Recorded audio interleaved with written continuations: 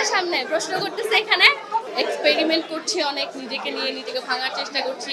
লোকগান আমার একটা দুর্বলতার জায়গা, গান নিয়ে অনেক ভাবতে হয়, নিজেকে ভাঙতে হয়, স্কিল ডেভেলপমেন্টের একটা জায়গা থাকে। গান তো আমার ভালোবাসার জায়গা আসে। তাহলে আপনারাই বাকিটা বুঝে নেন। নামটা তো আসে বাংলাদেশ, তো এটা আসলে খুব প্রাউড ফিল করার একটা জায়গা। সবাই মিলে তো চেষ্টা করি বাংলাদেশকে 1 নম্বরে নিয়ে আসার। বাসা থেকে শুধু একটা কথাই বলা হয়, তুমি কাজ করো, তোমার আর অন্য কিছু নিয়ে ভাবতে হবে না। আর কয়েকদিন পর বলো, আর আজ জাস্ট কয়েকটা অনেকদিন অপেক্ষা করাইছি বলি নাই। আজকের গান শোনাবো না। খুব ভালো লাগছে। প্রথমত ভালো লাগছে কফির সাথে রিলেটেড, আমার কফি পছন্দ। আর ক্রিমসন কাপ আমার খুব ফেভারিট, আমাদের সবসময়ই যাওয়া হয়। এই ব্রাঞ্চটা আজকে উদ্বোধন হচ্ছে, একটা আনন্দের দিন। আবার আমরা সব আর্টিস্টরা এক হয়েছি, সেই জায়গা থেকে একটা সুন্দর সময় কাটালাম কফি খেতে খেতে। এটার রিজনটা হচ্ছে আমরা রেগুলার লাইফে ব্ল্যাক কফিটাই খাওয়া হয়। সো যখন ডায়েটটা ভাঙি তখন একটু মিষ্টি মিষ্টি খাবার খেতে ভালো লাগে। সো হোয়াইট চকলেট মোকাটা ক্রিমসন কাপেরটা বেস্ট, আমার খুব পছন্দ, এই জন্য এটা বললাম। ব্ল্যাক কফি সবাই বলতে আর্টিস্টরা বলেছে হয়তো, তাহলে আপনারাই বাকিটা বুঝে নেন। ব্ল্যাক কফিটা আমার ক্ষেত্রে যেটা হয় যে এই যে দেখেন আপনারা স্টেজে উঠলে একটা পাগলামি থেকে যেন কি এসে ভর করে, এই জিনিসটা আমি আসলে স্টেজে ওঠার আগে ব্ল্যাক কফি খেয়ে উঠি। পড়তে বসার আগে ব্ল্যাক কফি খেয়ে বসি, বা যে কোনো কাজ করতে যাওয়ার আগে ব্ল্যাক কফিটা খাই, ভালো লাগে, একটা এনার্জি আসে। এই জন্যই মনে হয় সবাই ব্ল্যাক কফি করছে। কাজের ব্যস্ততা আলহামদুলিল্লাহ ভালো, গানের কাজ করছি, বরাবর এভরিডেই করছি, নতুন নতুন গানের কাজ চলছে, এক্সপেরিমেন্ট করছি অনেক, নিজেকে নিয়ে নিজেকে ভাঙার চেষ্টা করছি, নতুন ধরন চেষ্টা করছি যেন ভালো কিছু দিতে পারি। একটা স্পেশাল কাজ করেছি, যেহেতু সবসময় লোকগান আমার একটা দুর্বলতার জায়গা, আমার সবসময় লোকগান পছন্দ।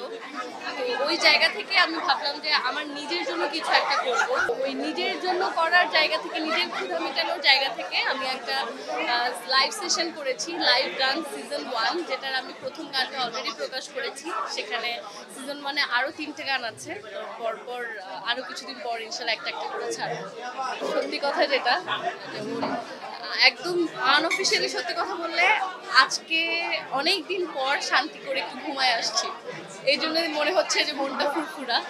মানে আমাদের সময় বের করা আসলে খুব কঠিন হয়ে যায় আমার, কারণ পড়াশোনায় একটা ভালো সময় দিতে হয়, এরপর গান নিয়ে অনেক ভাবতে হয়, নিজেকে ভাঙতে হয়, স্কিল ডেভেলপমেন্টের একটা জায়গা থাকে।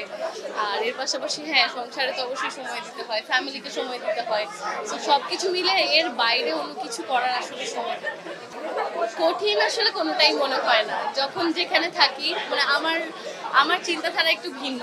আমি যখন ক্লাসে থাকি তখন সেখানে যেমন থাকা উচিত সেভাবে থাকি, হ্যাপিলি ওই সময়টা কাটাই। যখন গানের সময় কাটাই, গান তো আমার ভালোবাসার জায়গা, সেটাও মানে আমি যেটা বিশ্বাস করি আর কি, যে আমরা যখন যেই মুহূর্তে থাকি সেই মুহূর্তটাকে উপভোগ করা উচিত। কারণ যেটা চলে গেছে সেটা হিস্ট্রি, যেটা সামনে আছে ওটা রহস্য, আর যেটা বর্তমান সেটা তো বর্তমান। মানে আমরা ইংলিশে কিন্তু বলি প্রেজেন্ট, প্রেজেন্ট মানে আমরা কাউকে গিফট দেওয়ার সময় বলি যে প্রেজেন্ট নিয়ে আসছি।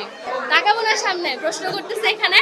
ধরেন আমরা তো প্রেজেন্টকে প্রেজেন্ট বলি, প্রেজেন্ট যখন আমরা কাউকে গিফট দিই তখনও কিন্তু বলি যে একটা প্রেজেন্ট নিয়ে আসছি।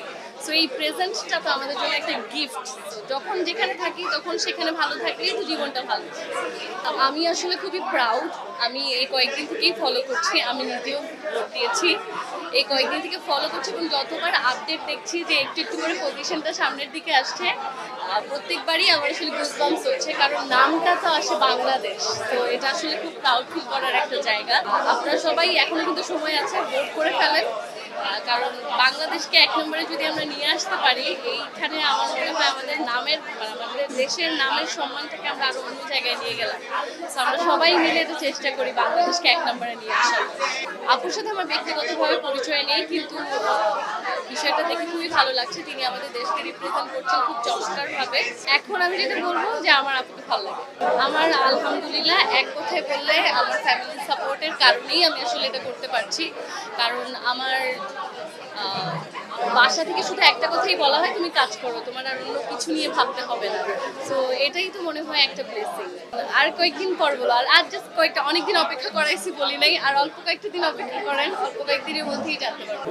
আজকে গান শোনাবো না, আজকে গান গাবো না। আর এই আপনারা যে এতক্ষণ রিকোয়েস্ট করছেন না, এই ফুটেজটাই দিয়েন, কারণ না হলে মানুষ মনে করে আমি বারবার একই গান গাই। আজকে এই ফুটেজটা দিবেন, তাইলে মানুষ বুঝবে যে আসলে আপনারা আমাকে জোর করেন বলে আমি গাইতে বাধ্য হই।